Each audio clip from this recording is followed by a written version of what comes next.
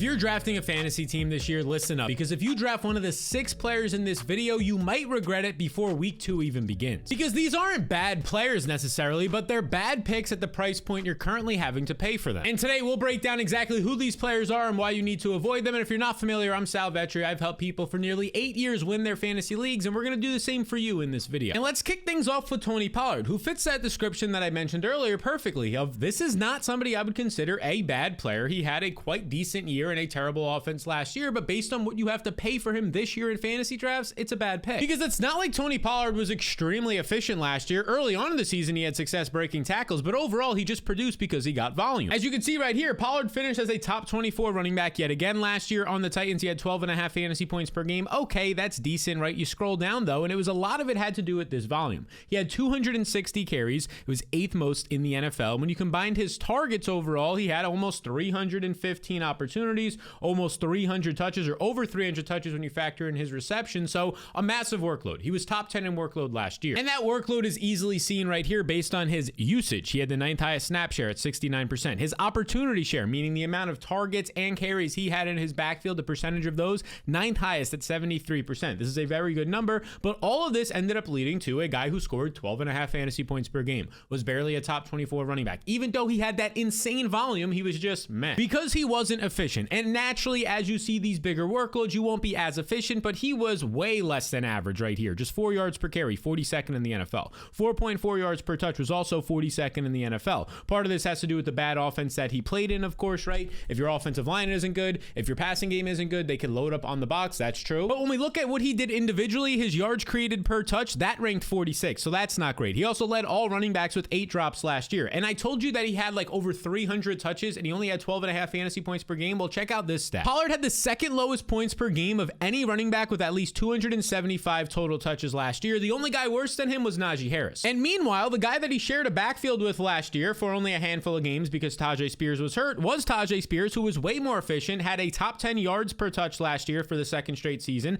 a higher juke rate, way fewer drops, and more explosive players. And finally, at the end of last season, when Tajay Spears, not only did he battle multiple lower body injuries, he also had a concussion. He came back from weeks 15 to 17 before the season ended. And in those 3 weeks, you can see right here on RotoViz, this in column on the left, in those 3 games, he averaged over 20 fantasy points per game. With his rushing and receiving yards, he averaged over 85 total yards per game. 20 fantasy points per game, was a top 5 running back during that time, believe it or not, while playing just 61% of the snaps. Now, this is a guy who, if he's going to be healthy to enter this year, which it seems like he is, it's probably going to be a near 50-50 backfield split, because that's exactly what this team wanted to do all last offseason, but Tajay Spears got hurt. And now this offseason, Brian Callahan, the head coach, is already saying on Tony Pollard and Tajay Spears, I think in a perfect world, if it's a healthier division of labor, I really like both of those guys playing a lot. That makes sense. This is exactly what was going to happen last season, but in week 2, Tajay Spears gets hurt. He comes back like 6 weeks later and he ends up getting hurt again. He comes back like 4 weeks later and he ends up getting a concussion. There was just never a chance for him to actually get into the offense. But now he's going to be involved, at least based off the start of the year, because he's healthy right now behind an improved offensive line. Kevin Zeitler is older, but he was borderline a top 5 guard last year. They go out and they get Dan Moore. We'll see what happens there. In the draft, they added a couple of offensive linemen as well. So we're hoping the offensive line is improved. If you have a better quarterback, 1st overall pick Cam Ward, we're hoping that can also help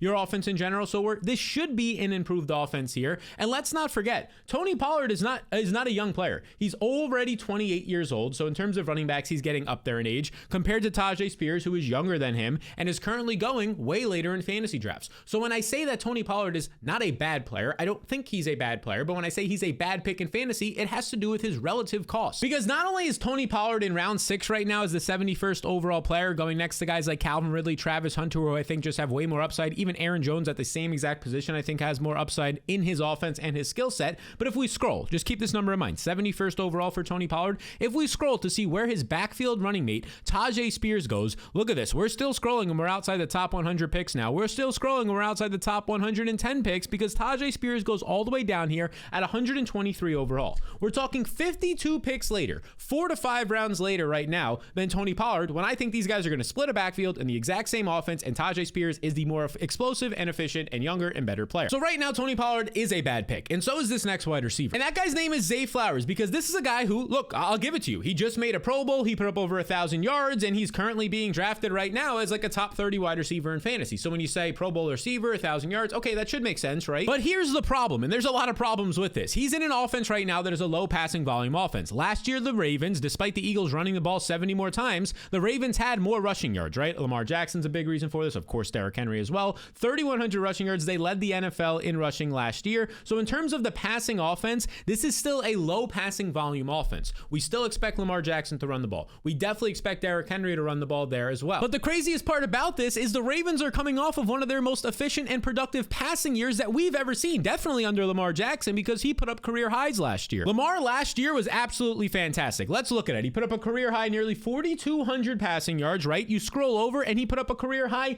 41 touchdowns, 17 more than the previous year, 24 more than the year before that. So which one of these is the outlier? Probably the 41 touchdown season. Now that doesn't mean all of a sudden Lamar Jackson, who was an extremely impressive passer last season and runner, that doesn't mean that he's just going to drop to like 15 or 20 passing touchdowns, but there's a decent chance that instead of scoring 41 and ranking top 5 in the NFL, maybe this drops to 33. Odds are it probably does drop to 33. And maybe his career high in passing yards also drops as well, since we expect this offense to be very run first still, and we don't expect Lamar to be nearly as efficient as he was last year in what was probably his best season of his career. Okay, so if we could at least acknowledge that there's a good chance, or at least a chance that those things will happen, well, Zay Flowers last year, in a career high passing year for Lamar in this offense, finishes the wide receiver 32. He couldn't even crack being a top 30 wide receiver when his run first offense actually had a spike passing year with 40 plus touchdowns. And now we expect this guy to finish higher than, let's just say, top 24 wide receiver, where he's currently going around right now. Like, don't get me wrong, Zay Flowers is a talented player. Like I've been saying, he's not a bad player, just a bad pick where he goes. He was top 10 in yards after the catch last year. He was able to earn a solid target share. He was top 10 in explosive play rate. But the problem is he's just not out there enough if we pull this up right here. He ranked 24th in slot snaps, okay, but more concerning, 37th in total routes run. So just 26 routes per game. You're telling me that a guy that I'm expected to hope finishes as a top 15 to top 12 wide receiver to really pay off where I'm getting him right now in round 5 of drafts, that this dude isn't even going to rank in the top 20 in routes run, and he hasn't for his first 2 years because this team runs the ball a lot. They use 1 wide receiver sets. They use 2 wide receiver sets where Zay Flowers comes off the field. Like, this is just not all that encouraging. I have to just pray that this guy has like a 10 to 12 touchdown season and spikes in touchdown efficiency like a Terry McLaurin last year. We could say that argument for any wide receiver in fantasy. It's just not a good argument, especially when this is probably the toughest target competition that Zay Flowers has had. Now, I grant that it's not much, but it's only his 3rd year in the league, and he gets Rashad Bateman coming off of an impressive year last year where they just re-signed him. Okay, so he's going to be involved. DeAndre Hopkins they bring in, who's probably the best wide receiver 3 that they've had in terms of experience and ability to win in the red zone. You still have these 2 tight ends, Mark Andrews, who dominates in the red zone, Isaiah Likely, who's only getting better by the season, and oh yeah, of course, Derrick Henry still back. You're going to see a ton of carries. So in terms of target share, like, it's probably going to be at least the same as last year, maybe even a little bit more tougher competition with Hopkins there and Isaiah Likely getting better for Zay Flowers, especially in the red zone. So when I see Zay Flowers right now as a 5th round pick, a borderline 4th round pick as he somewhat moves up in drafts right now, it's crazy to me. Give me Tedera McMillan, who's going after him and is actually the wide receiver 1 in his offense and profiles out as an X receiver across different positions. There's way more upside in the rookie running backs like Travion Henderson and RJ Harvey.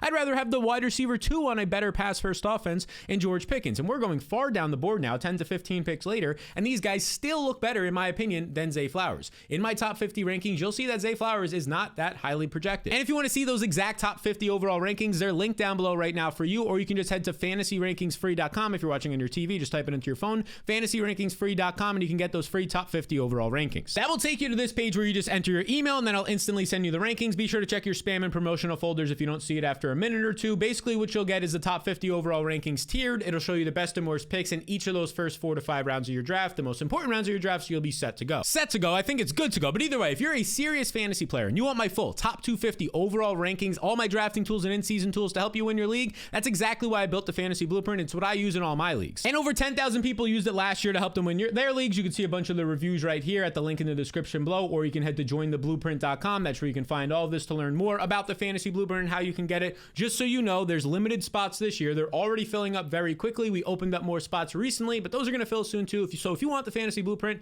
now is the time to check it out. There's a link in the description below, or you can go to jointheblueprint.com. It will give you all the tools that you need every single week that I don't post anywhere else, exclusively in the Blueprint, so you can smack around your friends this year and they'll be like, how the heck did this guy get so good at fantasy? The next guy up we got to talk about is Joe Burrow. We've talked about him before on this channel during the summer, but it remains remains true. Like, this is one of the riskier picks in all fantasy. And this guy, of course, he's great at football. He's one of the best quarterbacks in football right now. But in terms of fantasy, you're overpaying for him by a mile. Because, yeah, Joe Burrow was elite last year. Nearly 5,000 passing yards. A 70% overall completion percentage is insane. 43 passing touchdowns. He finished as a top 3 fantasy quarterback, 22.5 fantasy points per game. All of that is amazing, but here's the issue. He's basically going to have to do that again. He's going to have a career year in one of the best quarterback seasons we've ever seen, which is what he had last year, for him to pay off his draft price, which is right now a late 3rd or an early 4th round fantasy pick, which is crazy. And I find it unlikely that he'll throw for 5,000 yards, a 70% completion, and lead the NFL in passing touchdowns, and he doesn't have the rushing floor, as you can see right here, just 11 rushing yards per game, 34th in the NFL, 2 rushing touchdowns. If anything, that's probably a high number for him last year. Like, he just doesn't have the rushing floor to come through for you. And if your quarterback doesn't have rushing upside, well, it's just probably not a guy that I want, because they have to have the perfect passing season for them to pay out their draft price. And in my opinion, that's a trap, because passing volatility just changes year to year, depending on the health, depending on the coaching staff, depending on how good your team is. If you're playing from behind or leading in games, it's going to change a ton. In fact, check out this stat. Only 2 quarterbacks in the last 10 years have finished top 3 in passing TDs in back-to-back seasons. Those guys are Tom Brady and Russell Wilson. So even Hall of Fame quarterbacks, or soon to be Hall of Fame quarterbacks, like Aaron Rodgers, Patrick Mahomes, throw even Josh Allen in there. They haven't even done that the past decade. And now Joe Burrow basically has to do that to pay off his draft price of a 42nd overall, a 4th round pick. And in my opinion, you could just wait rounds. Like, let's just scroll a ton here, right? Let's scroll a bunch of rounds. So let's go. 4 rounds in fantasy is Justin Fields, who, when he's been a starter, has finished as a top 10 fantasy quarterback both times when he's been a starter. He'll be a starter this year. Let's scroll even more here as we keep scrolling. Oh, Brock Purdy, 50 picks later than Joe Burrow, 55 picks later. Brock Purdy last year was a top 5 fantasy quarterback the second half of the season over his healthy games. So yeah, I'll just get similar upside later in the draft. There's also the case that Joe Burrow has missed significant time 2 out of 5 seasons, and he's entered 4 out of 5 seasons banged up or missing training camp. So there's some injury concerns there, but those have all been kind of independent. Now, in terms of projecting offenses to be good, we expect the Bengals offense to be good for sure, but this is pretty interesting. You can see Hayden Winks on Twitter here. He's ranked all of the points per game based on Vegas totals this year in terms of how many points per game the offenses are expected to score. So you can see here, Buffalo's expected to score the most. The Ravens and the 49ers are all in this tier of 25 points. Let's scroll though. Then there's the Rams, Kansas City, Detroit, Washington, Philly, Arizona, Tampa Bay. You don't get it until Cincinnati until like the 11th or 12th overall team. So based on how they performed last year, you might be thinking, oh, the Bengals were a top 3 offense because they played from behind so much. But as of right now, Vegas is expecting their offense to be somewhat around the middle of the pack in scoring this year, next to Seattle, the Chargers, and Denver. And if that actually happens, and again, Vegas is pretty good at this, it's a market, right? It's a bunch of people's informations and thoughts all condensing to saying like, this is what we expect. If that's even true, or even close to true, then you're getting an offense that people are expecting to be top 3 in the NFL or top 5, being closer to league average. Yeah, Joe Burrow's not paying off his draft price. So again, guys like you can get rounds later, we already mentioned, right? Joe Burrow goes here 42nd overall. You can get Brock Purdy, Justin Fields, even Kyler Murray, Caleb Williams, Bo Nix. You get all these guys, Drake May, way later in drafts right now. And let's just not forget, Brock Purdy, I mentioned last year, when he was healthy down the season, the dude was averaging like 18 to 20 fantasy points per game. Just take those guys 5 rounds later, and instead in round 4, get some of these upside picks like George Kittle, like Mike Evans, like Kenneth Walker, like Amarian Hampton, DJ Moore, all these guys. Chuba Hubbard, I'd much rather have over Joe Burrow. Now, one player who goes before Joe Burrow in round 3 of fantasy drafts, but I think that's a stretch, is this next guy. And it's a wide receiver out of Seattle, Jackson Smith-Njigba, who's entering the 3rd season of his career. And let's not get it twisted. This guy last year broke out. He looked awesome. If we pull up his points and his scoring last year, he had 100 receptions last year. 100 receptions is insane in his 2nd season. 1,100 receiving yards. And you scroll over here, he was a top 20 fantasy receiver, averaging 14.9 fantasy points per game. But now he's actually being drafted often in drafts as a top 15 overall receiver at the end of the 2nd, or more times than not, the beginning of the 3rd round of fantasy drafts, even though he's never shown that. And now his situation in 2025 is completely different than last year when he broke out. Okay, for starters, last year he played the most slot snaps in the NFL, 701. 74% of the time he played out of the slot. That was number 1 in the NFL. Okay, if we look at this, how good was he in the slot? He was very good. He led the NFL, as you can see from this 33rd team tweet right here. He led the NFL in receiving yards from the slot. He had 993, over 200 more than the next closest player, Ladd McConkey, a really good rookie wide receiver last year. So what do we know about Jackson Smith-Njigba? He broke out in year 2 last year with 100 receptions, 137 targets, and he did most of it, if not all of that damage for the most part, out of the slot. I mean, 1,000 of his yards were out of the slot, and he only had 1,100 total. But here's the problem. Right now, Seattle ended up going out there, and in free agency, what happens? They lose Tyler Lockett, they lose DK Metcalf, and they bring in Cooper Kupp. They bring in MVS as well as an outside wide receiver. What is Cooper Kupp at this point in his career, a 32-year-old wide receiver? He's going to be a slot wide receiver. I mean, that's where he's dominated anyways in his career, but now that he's older, struggles to separate as much, he's going to be a slot receiver. So what does that mean for Jackson Smith-Njigba? It means that in 2 and in 3 wide receiver sets, offense, more times than not, and probably majority of the time as long as Cooper Kupp is healthy, JSN is going to go from being a slot wide receiver to an outside wide receiver. And don't just think like, oh, that doesn't mean anything. No, JSN, since his time at Ohio State, a slot receiver. Since his time with the Seahawks, a slot receiver. And in the limited times that he actually played on the outside last year, on the outside, it was much worse. He had a over 2 yards per route run, which is a very good metric when playing in the slot last year. He earned a 23% target per his routes run. When he went to the outside, this dropped to 1.4 yards per route run, which in terms of where that would rank, it would rank well below average last year in terms of your efficiency as an outside receiver. So he goes from being an elite slot wide receiver, which is what we know him as, to like an average NFL outside receiver at best. And oh yeah, now he's not playing with Geno Smith anymore, who was able to handle pressure last year, who had a big arm, who showed that he could be at times a top 10 quarterback when he was healthy. And now he's going to go to Sam Darnold, who, yes, with Minnesota last year looked like a top 10 quarterback, comeback player of the year type stuff, MVP candidate at times, but that was with Kevin O'Connell, the quarterback whisperer. What does Sam Darnold look like now on a brand new offense and a brand new coaching staff, right? There's no more Geno Smith here. There's no more Ryan Grubb, which no more Ryan Grubb, the offensive coordinator, is probably a good thing because he wasn't all that good, but that's just another variable that you have to put in here. JSN has a new role on the outside with a new quarterback and a brand new offensive coordinator in Clint Kubiak, who showed promise, especially early in the year with the Saints before all their injuries added up last season. But this is just an offense that I'm concerned about. It's probably still a bottom 5 offensive line with a quarterback in Sam Darnold, who outside of his time with Kevin O'Connell last year, especially behind bad offensive lines, has never looked good. The dude literally only has one season in his career with over 20 touchdown passes and like completing 60% of his passes. And now I have to bank on that happening again to pay off a Jackson Smith and Jigba price of the 32nd overall pick, a 3rd round pick. He's going ahead of guys like Devontae Adams, going ahead of guys like George Kittle and Terry McLaurin and Marvin Harrison, all these guys, some of which I don't even like, but I like them more than JSN because here's the thing. This isn't JSN playing out of the slot with the same quarterback, with other wide receivers on the outside who will take attention away. It's him going to a new role where he's not proven, and if anything, he's struggled in the past as an outside receiver. That just seems crazy. It seems like you're taking on way too much risk early in the draft where you should not be risking those picks. See my top 50 overall rankings, again, fantasyrankingsfree.com, so you can see exactly where I have JSN ranked. Okay, let's keep it going now with a somewhat later round veteran running back in Ramondre Stevenson, the former 4th round pick for them, now 27-year-old running back. This is a guy who the numbers last year were absolutely rough on this guy, right? Let's pull them up right now. You scroll to Ramondre Stevenson, he finished as the RB27 in points per game, but a lot of that was just due to volume because he finished 53rd in yards per touch, just 4 yards per touch. Less than 4 yards per carry last year. He only had 2 explosive runs all season. What are explosive runs? They're runs of at least 10 yards. Only 2 all season long. And you might be saying, well, maybe he didn't have that many carries, right? No. He had 207 carries, the 19th most in the NFL, 14 per game, and the guy only had 2 explosive runs. He also had the worst fumbling rate in the NFL, which if that happens this year even once, you're probably never going to see this guy again. And now Ramondre Stevenson's job is in danger because the Patriots drafted TreVeyon Henderson in round 2, the rookie out of Ohio State, and this is a guy that many teams were trying to trade up for in the draft, and the Patriots said, no, we'll draft him. And right after the draft, they went out there and said, yeah, this now is a guy that we view as a 3-down back based on his tape at Ohio State. 4 years there, playing awesome against tough competition like Penn State in the Big Ten. TreVeyon Henderson looked awesome. And if you've watched this channel, you know that I already believe that TreVeyon Henderson is the best running back in this backfield. Ramondre Stevenson, again, the highest rough fumbling rate last year, wasn't efficient, couldn't break off explosive runs. Antonio Gibson was a surprisingly good pass catcher. Well, maybe not surprisingly good. Surprisingly, in terms of what other people expect, this is a former wide receiver out of college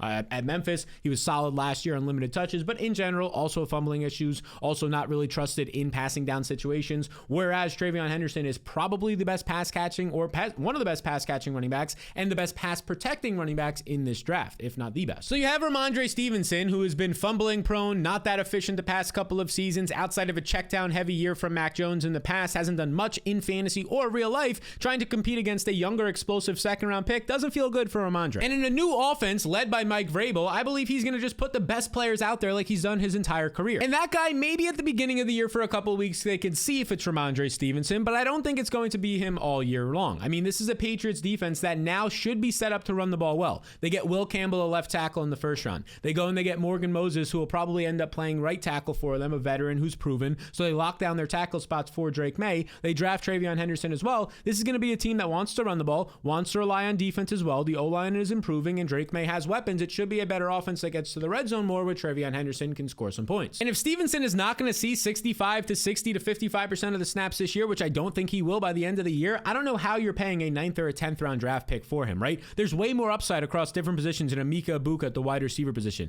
Heck, even Michael Pittman goes later right now. Tajay Spears, I'd much rather have than Ramondre Stevenson if we're talking overall upside for reasons we mentioned earlier when we're discussing these guys. Isaac Horrendo, if anything happens to McCaffrey's a league winner. Jaden Higgins is a wide receiver who I think is great, and these guys are going 1 to 2 rounds later than Ramondre. Ramondre is a worse pick than those players. Now, earlier we talked about Zay Flowers, and I just want to bring this up because his ADP, I just looked, and it actually is way worse even on DraftKings Best Ball right now. If you want to check this out, Zay Flowers goes right here on DraftKings Best Ball. If you scroll over, it means he goes as the wide receiver 29, a top 30 wide receiver in drafts right now, which means on DraftKings Best Ball right now, he's going ahead of Calvin Ridley. That seems crazy. A wide receiver 1 easily on his team. Jalen Waddle, who's ascending upwards now with Jonnu Smith gone and 111 targets up for grabs in that offense just from Jonnu being guard. Travis Hunter, who has a ton of upside as a rookie, who in my opinion is being undervalued right now, especially when you're considering that Zay Flowers is going like 1+ rounds before him. It just doesn't make sense. I mean, you're drafting what seems to be, in my opinion, at best, a wide receiver 2 in fantasy in a run-first offense where now he has more competition because DeAndre Hopkins is there, who's a red zone threat, right? Mark Andrews still a red zone threat. And that's a tough move to make in a format like DraftKings Best Ball where you can't change your lineup. You just draft a player and then you have him. And Tony Pollard, the running back that we talked about earlier on DraftKings Best Ball right now, he's going as the running back 29. So a top 30 running back, as you can see right here. It seems like across the board, he's a top 30 running back, including on DraftKings Best Ball, which if we scroll down,